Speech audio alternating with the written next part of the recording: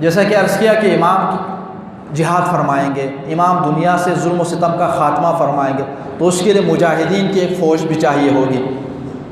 جو امام علیہ السلام کی کیا ہے نصرت کرے اور آپ کی معیت میں دنیا میں انصاف اور عدل کا نظام قائم کرنے کے کام کو آگے بڑھا سکیں، اور پوری دنیا کے اندر نظام حکومت کو ابھی تو ہم نظام مملکت کہتے ہیں نا، مملکت میں تو چھوٹے چھوٹے ممالک ہوتے ہیں، پورے نظام دنیا کو چلانے کی صلاحیت ہوں گے، تو اس وقت یہ جو افراد ہوں گے ان میں فرض کر لیں کہ ابھی پاکستان ہے، کیونکہ امام علیہ السلام کے حوالے سے یہ کہ ظہور آپ کا وہاں سے ہوگا، مکہ مکرمہ سے ہوگا، پھر اس کے بعد آپ کا جو مرکز ہوگا وہ کوفہ ہوگا۔ بعض روایات کے اندر یہ ہے کہ مسجد سہلہ کے بارے میں روایات کے اندر ملتا ہے، خود مسجد کوفہ کے حوالے سے بھی ملتا ہے۔ بہرحال آپ وہاں تشریف لے جاتے رہیں گے، آتے رہیں گے، لیکن جہاں پر بھی آپ بہرحال کسی ایک مقام پر ہوں گے، تو روایات کو اگر لے لیں تو آپ مسجد سہلہ میں، آپ مسجد کوفہ میں، آپ کوفے کے اندر ہیں یا مکے کے اندر ہیں، اور آپ نے کنٹرول فرمانا ہے پوری دنیا کو، تو پاکستان کو کیسے کنٹرول کریں گے؟ انڈیا کو کیسے کنٹرول کریں؟ یورپ کو، جاپان؟ تو وہاں پر امام علیہ السلام کے یہ 313 بندے کام آئیں گے۔ جس طرح آج آپ کی ایک مرکزی حکومت ہوتی ہے، پھر پورے صوبوں کے اندر مرکزی حکومت کے نمائندے ہوتے ہیں کہ جو اس کو کیا کر رہے ہوتے ہیں، چلا رہے ہو، اسی طرح امام علیہ السلام اس سرزمین کے اوپر ہوں گے، لیکن امام کی جانب سے متعین افراد یہ ہوں گے جو پورے ملک کے صورتحال کو کنٹرول کر رہے ہوں گے، لمحے لمحے کی گزارش، لمحے لمحے کی رپورٹ امام تک پہنچا رہے ہوں گے، اور پھر اس کے یہ تو پورے ملک کو کنٹرول کرنے والا جو، اور اس کے ساتھ ساتھ مختلف علاقوں کو، مختلف محلوں کو، مختلف شہروں کو، اس میں امام کا وہ دستہ کام آئے گا کہ جن کے حوالے سے کہ روایات کے اندر 10,000 ہوگی یا اس سے زیادہ ہوگی، لیکن عام صالحین کے بھی کیا ہے پھر وہاں پر کام ہوں گے۔ تو اس لیے جتنا انسان اپنے آپ کو اس زمانے میں ہر لحاظ سے، علمی لحاظ سے، تقویٰ کے لحاظ سے، پرہیزگاری کے لحاظ سے، تقویٰ اور پرہیزگاری کے حوالے سے ہمارے یہاں بات ہوتی ہے، لیکن علمی اور جدید علم کے حوالے سے بھی جب تک اپنے آپ کو کمال تک نہیں پہنچائیں گے، امام کے نصرت کرنے کے قابل نہیں ہوں گے۔ امام کو ایسے ماہرین چاہیے ہوں گے،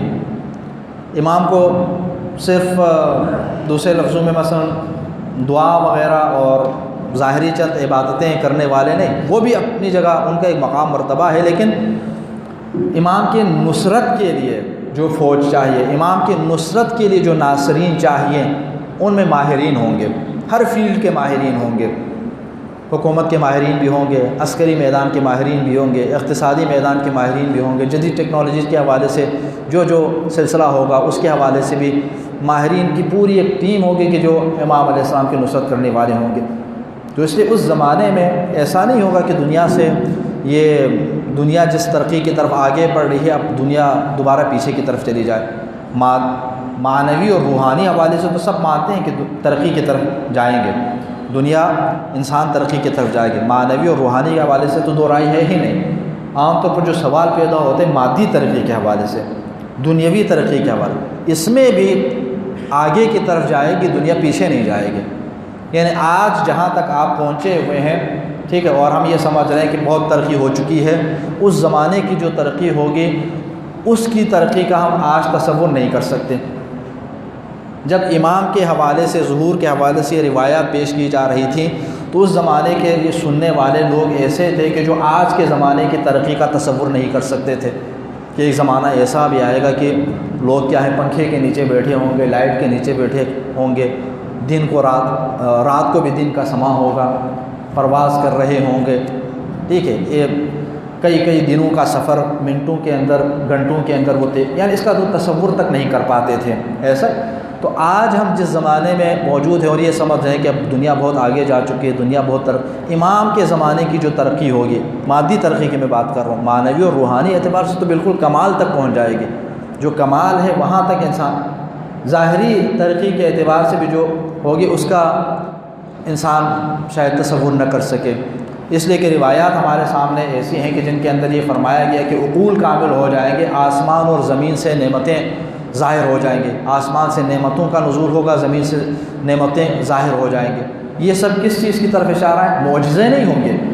اعجاز کی بات نہیں، یعنی اس وقت انسانوں نے علمی میدان کے اندر اتنی ترقی کی ہوگی کہ جو جو چیزیں اللہ تعالیٰ نے انسانوں کی خاطر خلق فرمائی ہوئی اور اب تک علم کی کوتاہی کی وجہ سے ان کی دسترس سے ابھی باہر ہیں، وہ ان کی دسترس میں آ جائیں گی، یعنی انسان ترقی میں اور آگے چلا جائے گا۔ اور یہ تو روایت کے اندر ہے کہ اس کو تو ہم آج بھی دیکھ رہے ہیں۔ امام جعفر صادق علیہ السلام کی وہ حدیث کہ مشرق پہ بیٹھ کر امام علیہ السلام جب گفتگو فرمائیں گے تو مغرب میں بیٹھا ہوا آدمی دیکھ سکے گا، ان کی بات سن سکیں گے۔ یہ تو آج بھی یعنی ایک ایسے ترقی کا زمانہ ہوگا کہ جب امام علیہ السلام کیا ہے تشریف لائیں گے، تو وہ زمانہ ایسا ہوگا جب کسی کے ساتھ ناانصافی نہیں ہوگی، کسی کے ساتھ ظلم نہیں ہوگا۔ اس کا مطلب یہ بھی نہیں ہے کہ نفس امارہ جو ہے وہ ختم ہو جائے گا، وہ بھی رہے گا، وہ بھی اپنی جگہ ہے، لیکن ماحول اتنا صاف ستھرا اتنا اچھا بن جائے گا، چونکہ قیادت کے اوپر ڈیپینڈ کرتا ہے زیادہ۔ ایک روایت بھی ہے نا کہ الناس علی دین ملوکہم، لوگ اپنے بادشاہوں اور اپنے حکمرانوں کے دین کے اوپر ہوتے ہیں۔ وہ اگر اچھے ہیں تو سب اچھے ہوں گے، وہ اگر برا اگر ہوگا تو سارے برے ہوں گے، وہ اگر چور ہوگا تو سب چوری کریں گے اپنے اپنے حساب سے حسب استطاعت۔ تو امام کی قیادت میں دنیا کے اندر جو نظام ہوگا، امام صالح لوگ صالح، ٹھیک ہے، امام کی قیادت میں، اور امام کے جو نمائندے ہیں وہ صالح، امام کے نظام کو چلانے والے صالح۔ جب وہ صالح ہوں گے دنیا کے اندر چونکہ صالحین کو دیکھ کر ایسے لوگ کہ جن کا اپنے نفس کے اوپر کنٹرول کم ہوتا ہے، کنٹرول کرنے کا ایک جذبہ پیدا ہو جاتا ہے۔ ایسا ہے نا کہ جب ہم اس کا خود روزانہ کی بنیاد پر تجربہ کر رہے ہوتے ہیں، جب اچھے لوگوں کے ساتھ اٹھتے بیٹھتے ہیں تو ہمارا دل بھی کرتا ہے کہ اچھا کام کریں۔ جب رمضان کا مہینہ آتا ہے دل چاہتا ہے کہ زیادہ نیک کام کر لیں۔ یہ کیوں ہے؟ کیونکہ ماحول بن جاتا ہے۔ لیکن جہاں ایک ایسے خدا نخواستہ گندے ماحول میں جا کر بیٹھ جائیں جہاں سارے لوگ برے ہیں، تو وہاں پر بھی انسان کیا ہے آہستہ آہستہ نہ چاہتے ہوئے بھی کیا ہے اس کا نفس برائی کی طرف مائل ہوتا چلا جائے گا۔ لیکن اس زمانے میں صورتحال یہ ہوگی کہ لوگوں کے اندر نفس امارہ بھی ہے، شیطان بھی اپنا زور لگاتا رہے گا، لیکن پھر بھی معاشرہ صالح ہوگا، معاشرہ پاکیزہ ہوگا، تو پھر معاشرے میں ناانصافی کرنے والے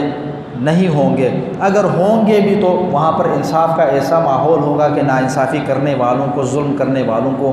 فوری طور پر جو ہے وہاں پر کیا ہے ان کا حساب لیا جائے گا۔ تو ایک ایسے ماحول کی طرف، ایک ایسے نظام کی طرف، ایک ایسے عالمی حکومت کی طرف دنیا آہستہ آہستہ آگے بڑھ رہی ہے، اور ہم جو انتظار کر رہے ہیں اسی زمانے کے انتظار میں ہیں، منتظرین اسی زمانے کے انتظار میں ہے کہ امام تشریف لائیں اور پھر